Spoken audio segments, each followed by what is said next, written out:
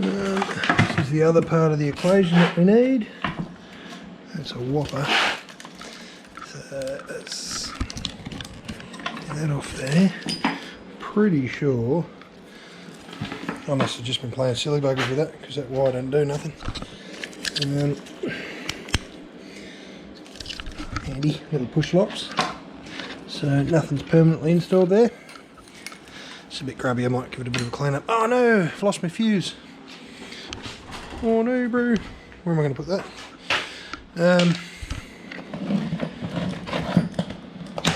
Oh shit, I've lost both of them. Fuck, that's no good. Where the hell did they go? Aha! There we go. Alright. So, that's the one that pushes into the end of the... Oh, that is fucking broken, you piece of shit. Alright. I will. You know what, I've got Gorilla Tape out the front. That's temporarily that will do. I'll find a new fuse block to replace that. But we'll give these things a wipe up. I'm going to throw them in the van. Hopefully we can get this thing fired up today and I can do the AC couple test tomorrow.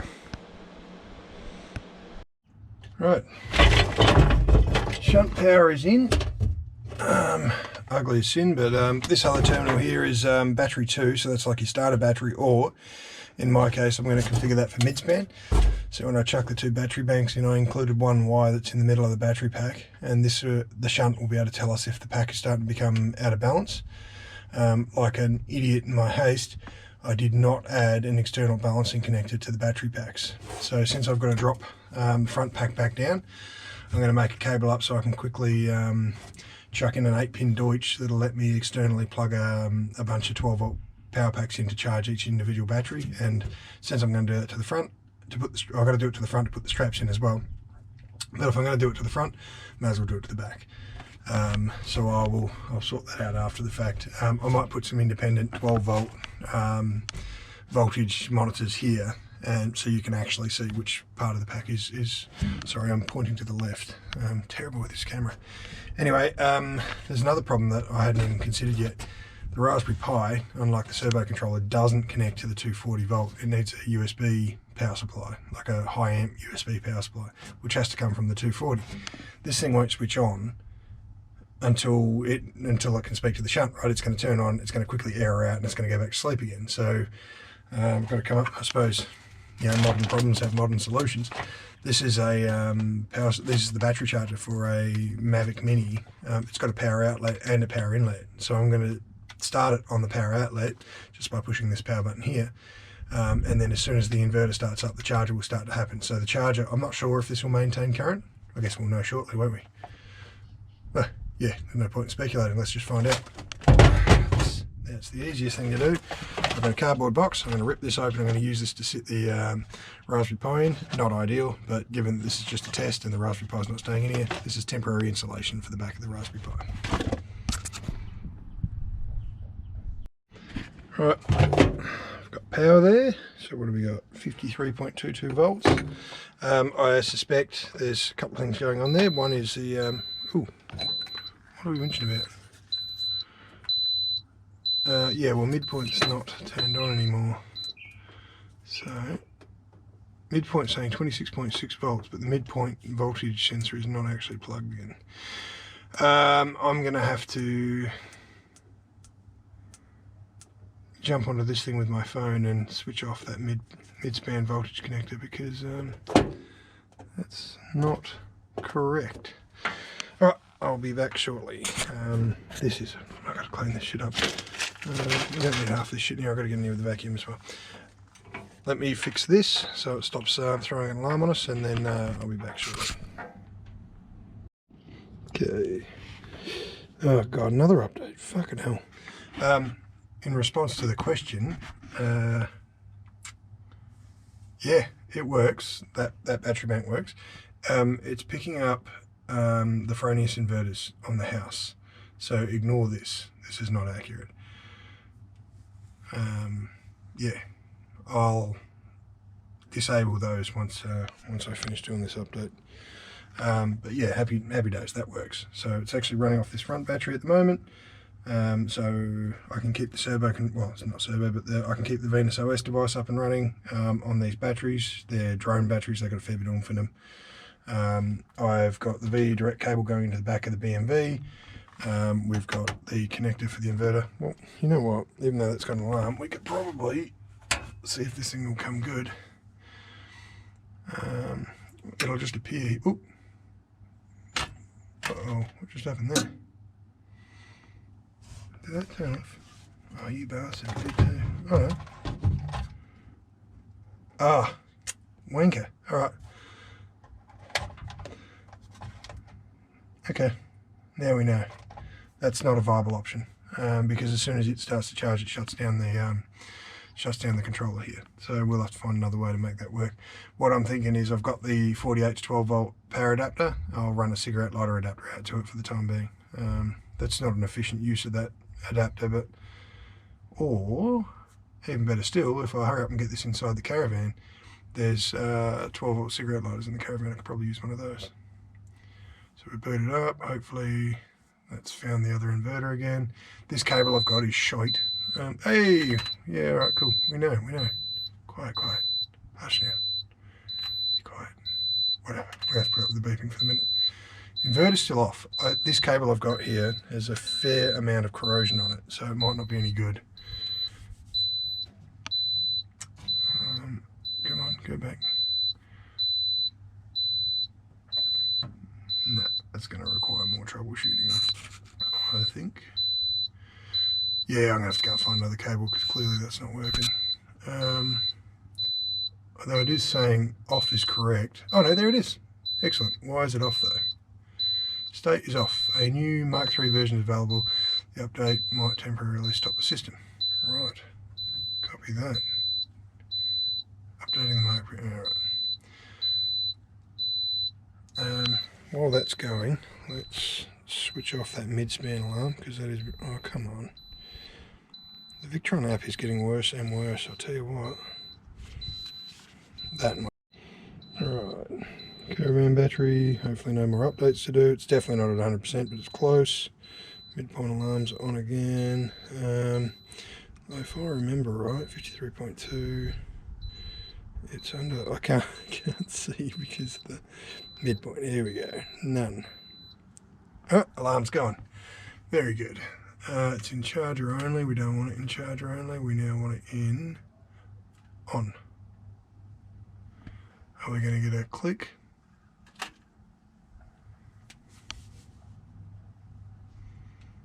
Still saying just low battery, but no inverter on. That is weird. Is there any other settings on here that we need to... Let's have a look. We've got a low battery, but is it because we're not drawing any current, maybe? Let me pull that out. I'll be back in 2 seconds once I get rid of that. I've got another charger. I brought another charger out here with me. Is it floating around here? No, there it is. This might not be enough to actually bring it on, but this is USB-C. So if I plug my phone in here, guys, fumbling around. Did that turn on charge? No, it did not. So the inverter ain't doing anything. Alright, reset. Still got a low battery charge. Oh, we've got an inverter on. No, charger only. What's the fault? Well, this is really gonna bake my noodle, I think. I can't remember what settings I had in this thing. Alright, I will be back shortly. I've got to try and figure out what the hell is going on. Oh, hang on, battery monitor. There we go. Here's the BMV. Yep. We've got a grid. There's not two AC inputs on this one, so I'm not worried about it. Do I need to reset this thing so now it knows where it's... I suspect I'm going to have to remove the assistant from it and start fresh. It's on, hopefully not another click. No, it's off again. I wonder what's causing that to happen. It's not flashing up any faults. So we'd see faults here in the notification. So there's the mid-span one, which we've already acknowledged and we fixed. It is seeing that primo, which I think is funny as shit. AC line, charger only. Why is it in charger only? We want it on. Tick. It keeps going back to charger only. That is weird, man. Alright, let me go do some Googling. Jumping to... Yeah, it keeps showing up a fault. Why though? Unusual.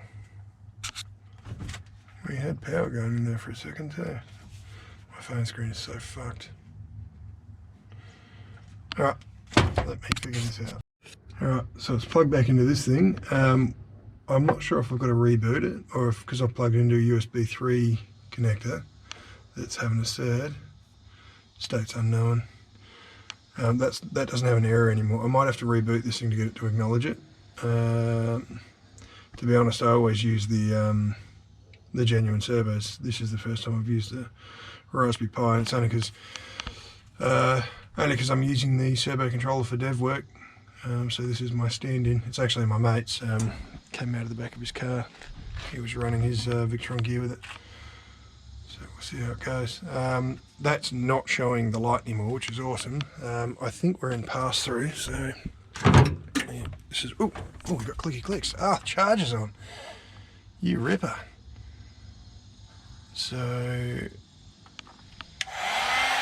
power's passing through, but the inverter light's not on, so I suspect that the inverter's in pass-through mode. Alright, we booted back up. Just waiting for it to discover all the devices. Caravan battery, Ferroni's Primo. Alright, so that tells me... Ah, there we go. Charger only. Can we change that? Oh, I'm in charger only over here, that's why. Let's try that. Hey, inverter on. Absorption float already. Oh, there we are. Whoa, clickety clack. So in a moment, inverting. Excellent. 9 watts, 10 watts. Let's chuck a load on, and we should see 2000 watts. There we go. Happy days. All right. So I don't know where that bulked up setting in the inverter came from, but that's what was stopping us. I don't know how this is the case. Now it's seeing 0 watts, but why are we not we're not charging because ESS. I bet you. No, well, ESS is gone, isn't it? So it should be. We should be charging. Inverter is on. We've got an error. What's this? What's this fault? Ground relay test failed. Oh dear. That's not ideal. Oh. Alright, so the charger's on, but the inverter's off. We're in bulk mode, which is good. Yeah. Well, got to the bottom of that eventually. Because I had this thing configured for like monitoring the grid solution, it still had the Modbus energy meter into it. So noted on one of Andy's videos that he wants to made a comment about these meters. He wants to try and implement the Sonoff ones in his solution. There's a difference between the way that those Modbus meters work and the way other energy meters work. So if I was to jump, I'm actually, how lazy is that? It's right there, but I'm connected to it here. I'll just turn around and try and get the sun out of there. If we go down to energy meters, these are the Modbus energy meters that actually participate in the system. So here I can choose the role of this. Now if I say it's a grid meter, it becomes available as a grid meter, and well, what's worse is it puts the inverter in pass-through when it's not available. So if I jump into ESS now, there should be a setting for, oh hang on, am I thinking about the right spot? I don't think I am. Oh, there it is right there, look.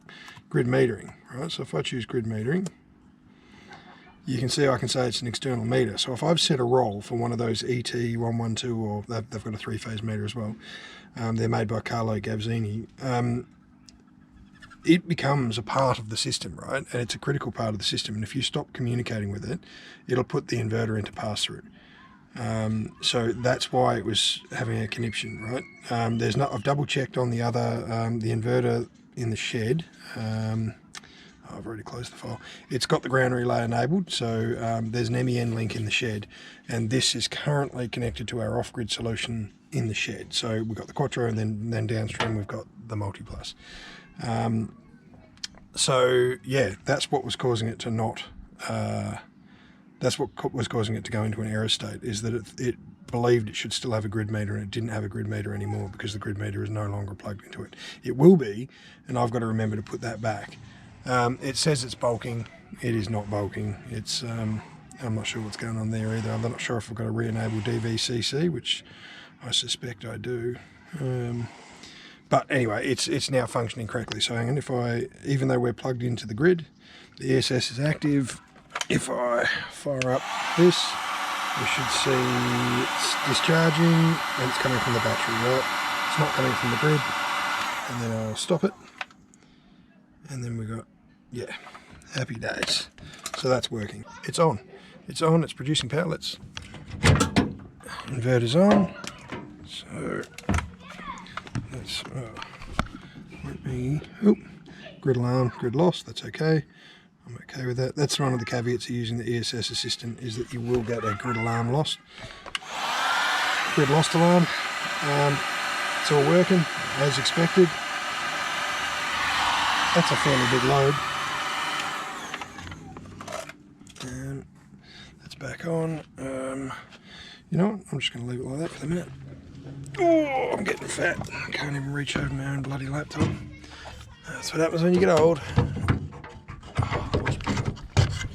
Right, there we go. Oh, done it again.